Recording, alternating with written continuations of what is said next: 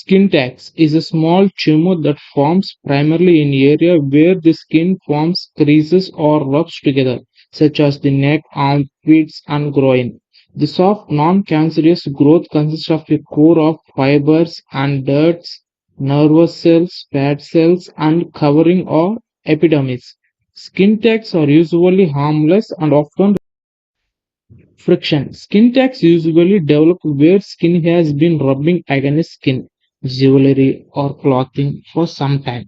Common areas include the neck, eyelids, underarms, and groin. Genetic factors. Some peoples are more prone to skin tags due to genetic factors.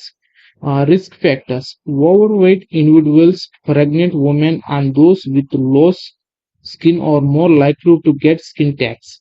People with diabetics, metabolic syndrome, or family history of skin tags. Cryotherapy. A dermatologist freezes off the skin tag using liquid nitrogen. Electrocautery. An electrode probe or needle is used to burn off the skin tag.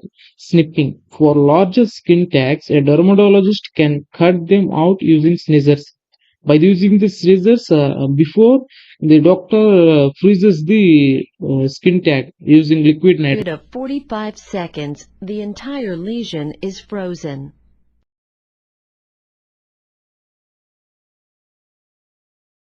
Zones after the lesion is frozen.